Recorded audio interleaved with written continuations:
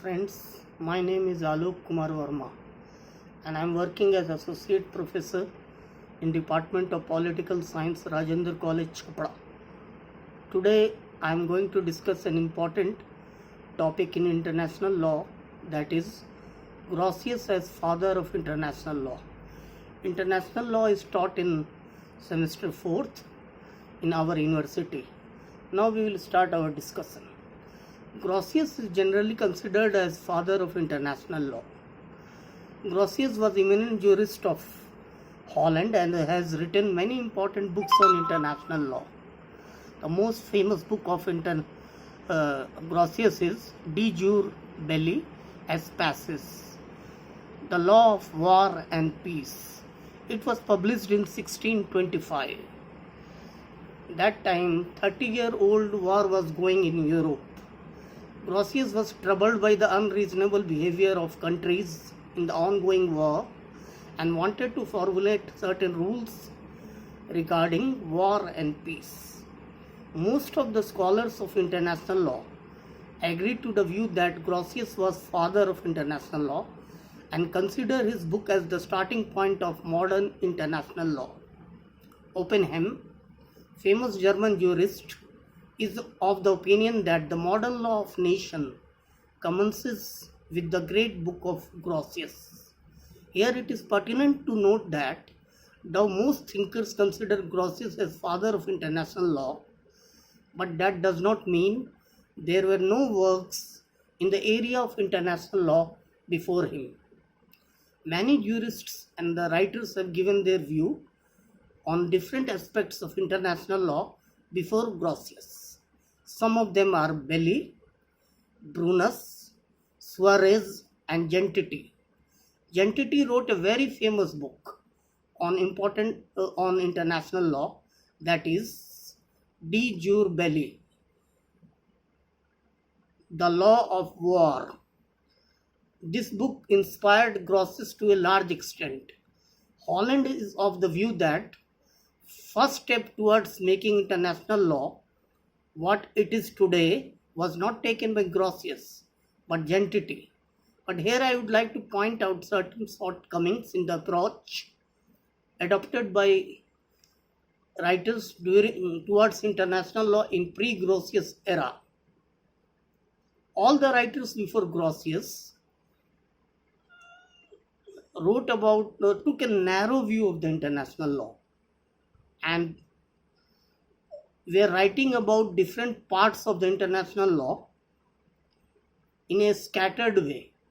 Grotius took a broad view of the international law and presented his views on rules regarding peace, war, and neutrality in a systematic manner.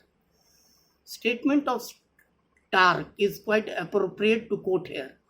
He says that international law first attained systematic shape as a result of Grotius' work. There are various reasons due to which Grotius can be considered as father of international law.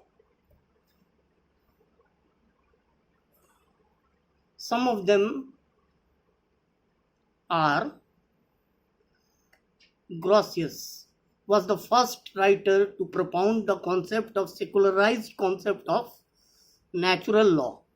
He wrote in detail about natural law and considered it as eternal truth. He made a clear difference between customary law and natural law. Though in the case of conflict, he prefers natural law. He wrote in detail about peace. He defined the power and duties of the state and laid emphasis on the equality among the states. He also described in detail about the laws regarding open sea. According to him, open sea is common heritage of mankind. But he agreed to the concept of territorial sovereignty of coastal states over the adjoining part of sea to a certain limit. Now we can say today it is about 12 miles, 24 miles, and 200 miles, according to the modern concept today. He laid emphasis on extradition, diplomatic immunity, and use of peaceful means to resolve conflict among states. He made a clear distinction between legitimate and illegitimate war. What is legitimate and illegitimate war? And tried to frame rules regarding prisoners of war. He propounded the concept of limited neutrality, and this concept of limited neutrality led to the foundation of modern concept of collective security. He wrote in detail about contraband a concept which is still being followed in international law.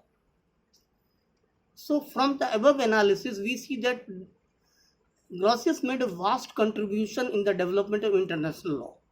Despite these contributions, many philosophers and writers do not agree to the view regarding him as father of international law. Most prominent among them is Beardley.